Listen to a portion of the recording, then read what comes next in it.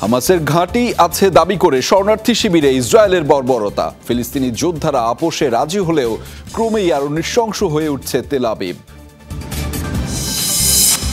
সংস্কারপন্থী Pezeshkian president হওয়ায় পরিবর্তনের আশা ইরানের তরুণ প্রজন্মের। প্রতিশ্রুতি বাস্তবায়নের আশ্বাস নবনির্বাচিত সরকার প্রধানের। শর্ত সাপেক্ষে ইউক্রেনে স্থায়ীভাবে যুদ্ধ থামাতে রাজি রাশিয়া। রাজনৈতিক স্বার্থে যুদ্ধ দীর্ঘায়িত করতে চায় জেলেনস্কি, অভিযোগ পুতিনের।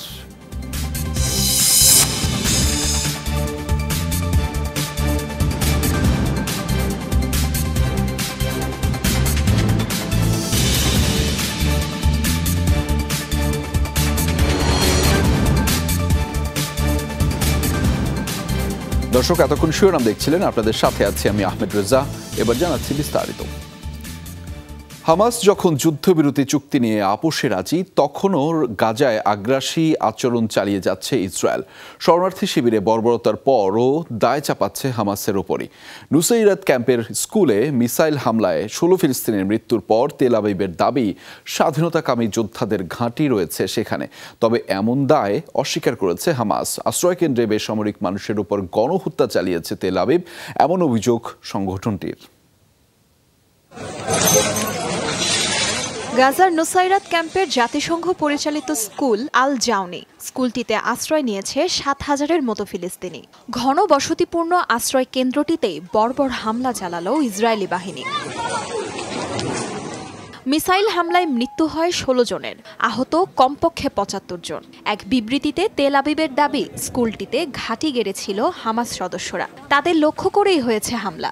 অভিযানে 20-30 জন হামাস সদস্য নিহত হয়েছেন বলেও দাবি তাদের। হামাসের বিরুদ্ধে আন্তর্জাতিক আইন লঙ্ঘনের অভিযোগও করে ইসরায়েল।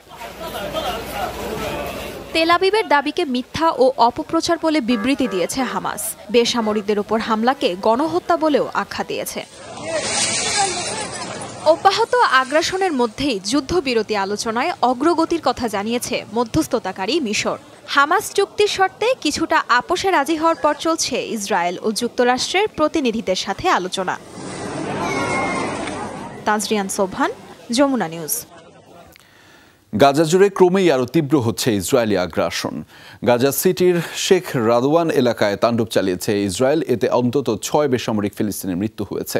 এদিকে আলমিনা এলাকায় ইসরায়েলি হামলায় মৃত্যু হয়েছে আরও 3 জনের। এদিকে সেন্ট্রাল গাজায় আজ জাওয়ায়েদার একটি বাড়িতে ইসরায়েলি বোমা হামলায় প্রাণ গেছে 6 জনের। এর আগে শনিবার নুসাইরাত ক্যাম্পের একটি বাড়িতে চালানো হামলায় 10 জন প্রাণ হারায়।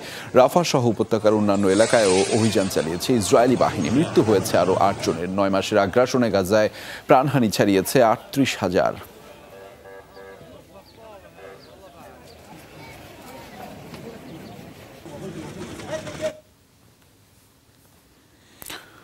হামাসের হাতে জিম্মি ইসরায়েলিদের মুক্তি না পাওয়ায় ক্ষোভে ফুঁসছেন স্বজনরা। শনিবার বন্দি মুক্তি এবং নেতানিয়াহু সরকারের পতনের দাবিতে ব্যাপক বিক্ষোভ হয় তেল আবিবে। যোগ দেন হাজার হাজার ইসরায়েলি। বিক্ষোভকারীদের হাতে ছিল প্রিয়জনের ছবি ও ইসরায়েলি পতাকা। তারা দেন সরকার বিরোধী স্লোগানও। দাবি, হামাসের হাতে বন্দি জিম্মিদের অবিলম্বে ফিরিয়ে আনতে হবে। ক্ষোভ প্রকাশ করেন নেতানিয়াহু প্রশাসনের ব্যর্থতায়। অনেকেই গণমাধ্যম কর্মীদের জানিয়েছেন, নেতানিয়াহুর উচিত হামাসের সাথে শান্তি চুক্তিতে আসা। এ সময় জেরুজালেমের প্রধান সড়ক অবরোধ করা হয়। মিছিলে বাধা দেয়ায় পুলিশের সাথে দফায় দফায় সংঘর্ষে জড়ান আন্দোলনকারীরা। তাদের ছত্রভঙ্গে জলকামান ব্যবহার করে পুলিশ। আটক হন বেশ কয়েকজন। লন্ডনে গাজাবাসীর সমর্থনে এক বিশাল র্যালির আয়োজন করা হয়েছে। শনিবার সেন্ট্রাল লন্ডনের সড়কে জড়ো হয় 10,000-এর বেশি ব্রিটিশ নাগরিক। গাজায় ইসরায়েলি আগ্রাসন বন্ধ ও জিম্মিদের মুক্তির দাবিতে এই র্যালির আয়োজন করা হয়েছে। নতুন নির্বাচিত প্রধানমন্ত্রী কেইর স্টারমারকে অবিলম্বে ইসরায়েলকে অস্ত্র সহায়তা বন্ধের দাবি জানিয়েছেন তারা। সেই সাথে গাজায় শত্রু বন্ধে প্রয়োজনীয় পদক্ষেপ নেওয়ার আহ্বানও জানানো হয়েছে। বিশাল এই র্যালিতে অংশ নেন লেবার পার্টির সাবেক নেতা জেরেমি কারবিন। গাজায় যুদ্ধ বন্ধে স্টারমার প্রশাসনকে ইসরায়েলে অস্ত্র সহায়তা বন্ধ করার পাশাপাশি জাতিসংঘের উপরও চাপ দেওয়ার আহ্বান জানিয়েছেন আন্দোলনকারীরা। ইসরায়েলের একটি সামরিক ঘাঁটিতে হামলার দাবি করেছে হিজবুল্লাহ। গোষ্ঠীটির দাবি, তিবেরিয়াস শহরের নিমরা সামরিক ঘাঁটি লক্ষ্য করে ছুড়েছে কাতুসা রকেট। টেলিগ্রামে দেয়া এক বিবৃতিতে হিজবুল্লাহ জানিয়েছে তাদের যোদ্ধা মুস্তফা আল আত্তার হত্যার প্রতিবাদে এই হামলা হয়েছে। রোববারও আরও বেশ কয়েকটি শহরে হামলা চালিয়েছে তারা। বেশ কয়েকটি মিসাইল ধ্বংসের দাবিও করেছে ইসরায়েল।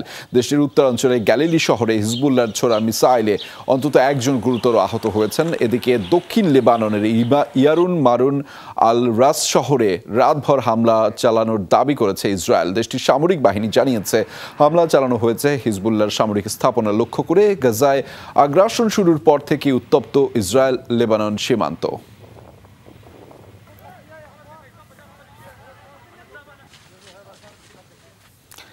ইরানের প্রেসিডেন্ট হিসেবে মাসুদ পেজেশকিয়ান দায়িত্ব গ্রহণের পর আশার আলো দেখছে দেশটির তরুণ প্রজন্ম।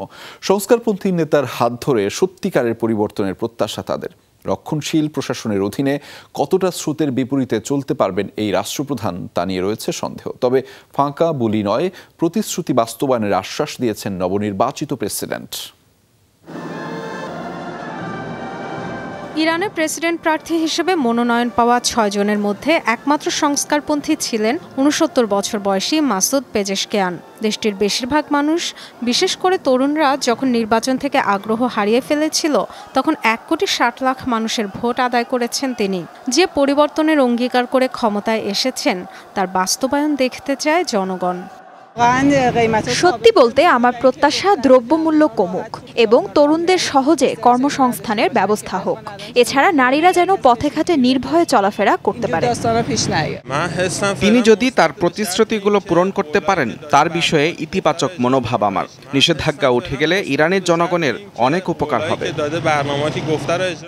জনগণকে দেয়া নির্বাচনী ওয়াদা পূরণের অঙ্গীকার করলেন প্রেসিডেন্ট পেজেশকিয়ান। আমি মিথ্যে প্রতিশ্রুতি দেইনি, যা করতে পারবো না তা বলিনি। নির্বাচন সুষ্ঠুভাবে হয়েছে, ভোট গণনাও। বিপ্লবের অনেক বছর হয়ে গেছে, আমরা প্রতিশ্রুতি দেই কিন্তু তা পূরণে ব্যর্থ হই। এবার আপনাদের কথা শোনার পালা। পেজেশকিয়ান দায়িত্ব নেয়ার পরই সবচেয়ে বড় প্রশ্ন, সর্বোচ্চ নেতা আয়াতুল্লাহ আলী খামেনির প্রভাবে পুতুল সরকার গড়ে তুলবেন কিনা। বিশেষ করে হিজাব নীতি শিথিল, পরমাণু চুক্তি পুনরুদ্ধার বা পশ্চিমাদের সাথে সম্পর্ক ইস্যুতে কতটা পরিবর্তন আনতে পারবেন তা নিয়ে সন্দেহ বিশ্লেষকদের। যদিও অনেকেই মনে করছেন নজিরবিহীন হিজাব আন্দোলনের পর ইরানের রক্ষণশীল প্রশাসনও আঁচ করতে পারছে জনগণের কোণঠাসা পরিস্থিতি। একের পর এক পশ্চিমা নিষেধাজ্ঞার জেরে অর্থনৈতিক দুর্দশা, সব মিলিয়ে ক্ষোভে ফুঁসছে ইরানিরা। সেই চাপা ক্ষোভের আরেক দফা বিস্ফোরণ এড়াতে চায় তেহরান, এমন মত অনেক বিশ্লেষকের। মাসুদ পেজেশকিয়ানের মতো একজন ব্যক্তি যার সর্বোচ্চ নেতা হওয়ার কোনো সম্ভাবনা নেই, তাকে এখন কেন প্রেসিডেন্ট নির্বাচনের সুযোগ দেওয়া হলো? আমার মনে হয় সর্বোচ্চ নেতা এবং আইআরজিসি জনগণের মানসিক অবস্থাকে বিবেচনায় নিয়েছে। নতুন কোনো বিক্ষোভ এড়াতে চায় তারা। অনেকেই মনে করছেন ইরানের জনগণের চাপাক্ষোভ দমনে কার্যকর ব্যবস্থা নিতে পারবেন পেজেশকিয়ান। এমন ধারণা থেকেই তার উত্থানকে ইতিবাচকভাবে নিয়েছে খামেনি প্রভাবিত প্রশাসন। Dorothy Tasrin, Jamuna news. ইউক্রেনের সাথে সাময়িক কোনো যুদ্ধবিরতি নয়, শর্ত সাপেক্ষে পুরোপুরিভাবেই যুদ্ধ থামাতে চায় রাশিয়া, এমনটাই জানিয়েছেন রুশ প্রেসিডেন্ট ভ্লাদিমির পুতিন। ভাষ্য, সাময়িক বিরতিতে গেলে নিজেদের আরও সুসংহত করে মস্কোর উপর চড়াও হতে পারে কিয়েভ। তাই কোনো বিরতি নয়, একেবারেই যুদ্ধ বন্ধ করতে চায় পুতিন প্রশাসন। রাজনৈতিক স্বার্থে যুদ্ধ দীর্ঘায়িত করতে চায় জেলেনস্কি, এমন অভিযোগও তোলেন তিনি। উত্তপ্ত রণক্ষেত্র। রাশিয়ার হামলায় ইউক্রেনের উত্তর পূর্বাঞ্চলীয় ফ্রন্ট এখন অগ্নিগর্ভ। আবারও হামলার টার্গেট সীমান্তবর্তী সামি এলাকার বিদ্যুৎ কেন্দ্র। বিদ্যুৎ বিচ্ছিন্ন হয়ে পড়েছে বেশ কয়েকটি এলাকা। অন্ধকারে সেখানকার লাখ খানেক বাসিন্দা। শুধু বিদ্যুৎ কেন্দ্রই নয়, গেল এক সপ্তাহে রাশিয়ার হামলায় বিধ্বস্ত হয়েছে ইউক্রেনের বেশ কয়েকটি অস্ত্রঘাঁটি, তেলের ডিপো ও বহু সমরযান। নতুন করে খার্কিভের আরও একটি এলাকার দখল নেয়ারও দাবি করেছে রাশিয়া। শক্ত প্রতিরোধ আর পাল্টা আক্রমণের দাবি করছে ইউক্রেনও। ফ্রন্টলাইনের অন্তত ৮৪টি স্থানে দুপক্ষের মধ্যে হচ্ছে সরাসরি যুদ্ধ। ময়দানে যখন দুপক্ষই দেখাচ্ছে শক্তিমত্তা, তখন আবার যুদ্ধ বন্ধের কথাও তুলেছেন রুশ প্রেসিডেন্ট ভ্লাদিমির পুতিন। তার ভাষ্য, কোনো সাময়িক যুদ্ধবিরতি নয়, একেবারেই সংঘাত বন্ধ করতে চায় রাশিয়া। তবে ইউক্রেনকে মানতে হবে শর্ত, দোনেস্ক, জাপোরিঝিয়া, খেরসন ও খার্কিভ থেকে প্রত্যাহার করতে হবে সেনা। মস্কো সফররত ইউরোপীয় নেতা হাঙ্গেরির প্রধানমন্ত্রী ভিক্টর অরবানের সাথে বৈঠকের পর এক সংবাদ সম্মেলনে একথা বলেন তিনি। শর্ত সাপেক্ষে পুরোপুরিভাবে যুদ্ধ বন্ধ করতে প্রস্তুত রাশিয়া, তবে কোনো ধরনের সাময়িক বিরতিতে যাবে না রাশিয়া, কারণ বিরতির সময় নিজেদের শক্তিশালী করে আবার মস্কোর দিকে অস্ত্র তাক করবে কিয়েভ, তা হতে দেওয়া যায় না। এ সময় স্থায়ী যুদ্ধবিরতিতে না পৌঁছাতে পারার জন্য জেলেনস্কিকে দায়ী করেন পুতিন। বলেন, রাজনৈতিক স্বার্থ সিদ্ধির জন্য ইচ্ছে করেই যুদ্ধ জিইয়ে রাখছেন ইউক্রেনের প্রেসিডেন্ট। নিজের রাজনৈতিক স্বার্থ সিদ্ধির জন্যই এখন যুদ্ধবিরতি চায় না জেলেনস্কি। যুদ্ধ বন্ধ হলেই ইউক্রেন নির্বাচন হবে, আর তাতে নিজের জয়ের সম্ভাবনা খুবই কম, তাই ইচ্ছে করেই যুদ্ধ জিইয়ে রাখছেন তিনি। গেল সপ্তাহে রাশিয়ার সাথে যুদ্ধ বন্ধে একটি সমন্বিত পরিকল্পনার কথা জানিয়েছিলেন জেলেনস্কিও। তবে এই ইস্যুতে এখনও কোনো আলোচনায় বসেনি দুপক্ষ। মুখে সংঘাত থামানোর কথা বললেও সম্ভাব্য কোনো শান্তি চুক্তি থেকে দেশ দুটি এখন অনেক দূরে, এমনটাই বলছেন অনেকে। ইফাদার খন্দকার, যমুনা নিউজ। ভয়াবহ সড়ক দুর্ঘটনায় ইউক্রেনে প্রাণ গেছে শিশুসহ 14 জনের। জীবিত উদ্ধার করা হয়েছে একজনকে, তার অবস্থাও সংকটাপন্ন। শনিবার দেশটির পশ্চিমাঞ্চলে হয় এই দুর্ঘটনা। বিপরীত দিক থেকে আসা একটি তেলবাহী ট্রাকের সাথে সংঘর্ষ হয় যাত্রীবাহী মিনি বাসের, তাতেই হয় এই ভয়াবহ দুর্ঘটনা। প্রকাশ করা হয়েছে দুর্ঘটনার ভিডিও, তাতে দেখা যায় মাটিতে পড়ে আছে শিশুর খেলনা। ঘটনাস্থলে উদ্ধার তৎপরতা চালাচ্ছেন ফায়ার সার্ভিসের কর্মীরা। ফ্রান্সের পার্লামেন্ট নির্বাচনের দ্বিতীয় ধাপের ভোট গ্রহণ চলছে। স্থানীয় সময় সকাল 8টায় শুরু হয় ভোটাভুটি। দুপুর পর্যন্ত ভোট পড়েছে 26% বেশি। 501 আসনে রান অফে মুখোমুখি হয়েছেন প্রার্থীরা। জরিপে এগিয়ে কট্টর ডানপন্থী দল ন্যাশনাল র্যালি। গত রোববার নির্বাচনের প্রথম রাউন্ডে ভোটার উপস্থিতি ছিল 68%। নিরঙ্কুশ জয় পেয়েছেন 76 আইন প্রণেতা। এরই মধ্যে 39 জন ন্যাশনাল র্যালির প্রায় 34% ভোট পেয়েছেন ম্যারি লুপেনের দলটি। 29% সমর্থন পেয়েছে বামপন্থীদের জোট নিউ পপুলার ফ্রন্ট। 20% কিছু বেশি ভোট পেয়ে তৃতীয় অবস্থানে ছিল প্রেসিডেন্ট ম্যাক্রনের দল। ফ্রান্সের সরকার গঠনে 577 আসনে পার্লামেন্টে নিশ্চিত করতে হয় 289টি আসন। শনিবার ভোট দেওয়ার সুযোগ পান বিভিন্ন দেশের প্রবাসী ফরাসিরা।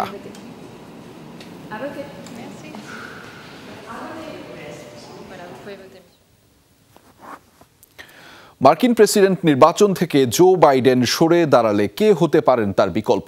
সম্ভাব্য ডেমোক্রেট প্রার্থী হিসেবে বেশ কয়েকজনের নামই উচ্চারিত হচ্ছে, যার মধ্যে সবচেয়ে আলোচিত ভাইস প্রেসিডেন্ট কমলা হ্যারিস। এছাড়া জোরে সোরে আলোচনায় মিশিগানের গভর্নর গ্রেচেন হুইটমার, ক্যালিফোর্নিয়ার গভর্নর গেভিন নিউসোম, পরিবহন মন্ত্রী পিট বুটজেট সহ আরও কয়েকজন ডেমোক্রেট নেতার। জরিপ বলছে ডেমোক্রেটদের মধ্যে ট্রাম্পকে হারানোর সামর্থ্য রয়েছে কেবল মিশেল ওবামার। নির্বাচনের আগে বেশ বিপাকেই পড়েছেন বর্তমান মার্কিন প্রেসিডেন্ট জো বাইডেন। প্রতিদ্বন্দ্বী ডোনাল্ড ট্রাম্পের কাছে টেলিভিশন বিতর্কে ধরাশায়ী হওয়ার পর তার সরে দাঁড়ানোর দাবি জোরালো হয়েছে। সমর্থকদের বড় অংশ তো বটেই, অনেক ডেমোক্রেট রাজনীতিবিদই প্রেসিডেন্ট প্রার্থী হিসেবে বাইডেনের পরিবর্তে অন্য কাউকে চান। বর্তমান প্রেসিডেন্টকে সরে দাঁড়াতে চাপ দিচ্ছেন দলের কয়েকজন দাতা সদস্য। এমন যখন পরিস্থিতি, তখন কে হতে পারেন বাইডেনের বিকল্প, তুঙ্গে সেই আলোচনা। বাইডেন প্রার্থিতা প্রত্যাহার করলে তার বিকল্প হিসেবে যার নাম সবচেয়ে বেশি উচ্চারিত হচ্ছে, তিনি ভাইস প্রেসিডেন্ট 59 বছর বয়সী কমলা হ্যারিস। দলে জনপ্রিয়তা তুঙ্গে থাকলেও মার্কিন প্রেসিডেন্টের ঘনিষ্ঠ এই সহযোগী অবশ্য এখনও বাইডেনকে এই সমর্থন দিচ্ছেন। হ্যারিস ছাড়াও সম্ভাব্য প্রার্থী হিসেবে উচ্চারিত হচ্ছে মিশিগানের গভর্নর গ্রেচেন হুইটমারের নামও। আগে থেকেই 2028 সালে বাইডেনের উত্তরসূরি হিসেবে ছিলেন আলোচনায়। এবারই যদি বাইডেন সরে দাঁড়ান, তবে কপাল খুলে যেতে পারে 52 বছর বয়সী হুইটমারের। সম্ভাব্য প্রার্থী হওয়ার তালিকায় আরও আছে ক্যালিফোর্নিয়ার গভর্নর গেভিন নিউসোম, পেনিসিলভানিয়ার গভর্নর জশ শ্যাপিরো, ইলিনয়ের গভর্নর জেবি প্রিৎজকার ও পরিবহনমন্ত্রী পিট বুটেজেজ। দলে বেশ জনপ্রিয়তা রয়েছে কেন্টাকির গভর্নর অ্যান্ডি বিশিয়ার, ম্যারিল্যান্ডের governor Wes Moore, senator Amy Klobuchar, Cory Booker, Raphael ওয়ার্নকের মতো ডেমোক্রেট নেতাদেরও। তবে বার্তা সংস্থা রয়টার্সের এক জরিপ বলছে, এবারে নির্বাচনে ট্রাম্পকে হারানোর সামর্থ্য রয়েছে কেবল মিশেল ওবামার। যদিও সাবেক ফার্স্ট লেডির দাবি, প্রেসিডেন্ট হওয়ার কোনো আগ্রহী নেই তার। মোস্তফা মাহমুদ, যমুনা নিউজ। যুক্তরাষ্ট্রের কেন্টাকিতে আবারও ম্যাস শুটিংয়ের ঘটনায় অন্তত 4 জনের মৃত্যু হয়েছে। আহত হয়েছে 3 জন। শনিবার স্থানীয় সময় ভোরে ফ্লোরেন্স শহরের একটি বাড়িতে এই হামলা হয়। পরিবারটির সদস্যরা জানিয়েছেন, বাড়িতে জন্মদিনের উৎসবে যোগ দিতে সবাই একত্র হয়েছিল। হঠাৎ চোখের সামনেই তাদের প্রিয়জনদের গুলি করে পালিয়ে যায় হামলাকারী। হামলাকারীর পরিচয় প্রকাশ করেছে স্থানীয় গণমাধ্যম। 20 বছর বয়সী চেইস গার্ভির আগে থেকেই সেই পরিবারের সাথে যোগাযোগ ছিল। হামলার খবর পেয়ে দ্রুত ঘটনাস্থলে পৌঁছায় পুলিশ। ধাওয়া করে চেইস গার্ভির গাড়ি। সময় দুর্ঘটনায় পড়ে হামলাকারীর গাড়িটি হাসপাতালে নিলে কর্তব্যরত চিকিৎসক ওই ব্যক্তিকে মৃত ঘোষণা করেন।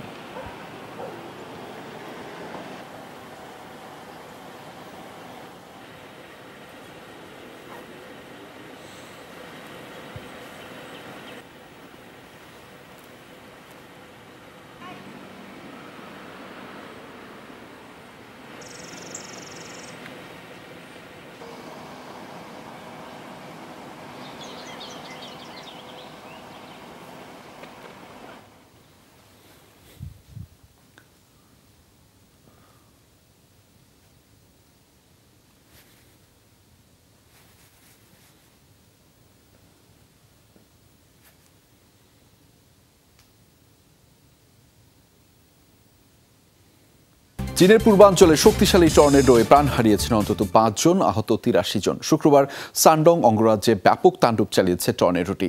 যাত্রাপথে ধ্বংসযজ্ঞ চালায় বিস্তীর্ণ এলাকায়। দেশটির আবহাওয়া বিভাগ জানিয়েছে, টর্নেডোর সানডং রাজ্য ছাড়াও ক্ষতিগ্রস্ত হয়েছে দক্ষিণাঞ্চলের গুয়াংডং ও জিয়ানসু প্রদেশও। ধ্বংস হয়েছে প্রায় 3000 ঘরবাড়ি। বাতাসের তীব্রতায় উপড়ে গেছে ছোট বড় গাছপালা। ব্যাপক ক্ষতিগ্রস্ত হয়েছে বিভিন্ন স্থাপনা, ব্রিজ ও রাস্তাঘাট। বিদ্যুৎ বিচ্ছিন্ন অবস্থায় রয়েছে পুরো সানডং রাজ্য। এরই মাঝে ধ্বংসস্তূপ সরানোর কাজ শুরু করেছে জরুরি বিভাগের সদস্যরা। শক্তিশালী এই টর্নেডোয় সানডং সহ আশপাশের এলাকায় জারি করা হয়েছে জরুরি সতর্ক অবস্থা।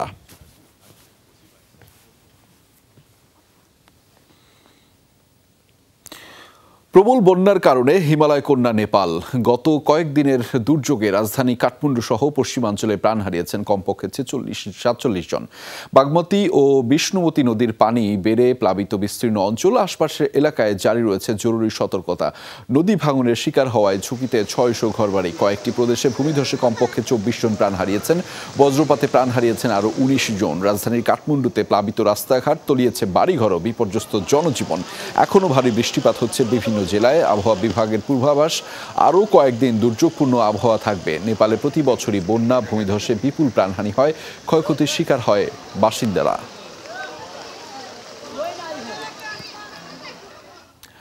এখনও বন্যার কবলে আসামের বিস্তীর্ণ এলাকা। শনিবার রাজ্যটিতে আরও 6 জনের মৃত্যু হয়েছে। চলমান বন্যায় এ নিয়ে প্রাণ গেল 58 জনের। জলাবদ্ধ রাজ্যটির 3500-এর বেশি গ্রাম।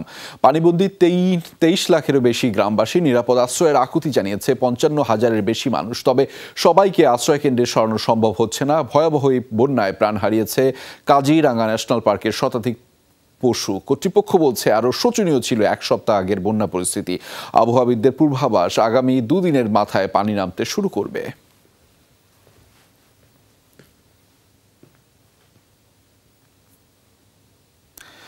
দিন দিনই ময়লার ভাগাড় হয়ে উঠছে বিশ্বের সর্বোচ্চ পর্বতশৃঙ্গ মাউন্ট এভারেস্ট।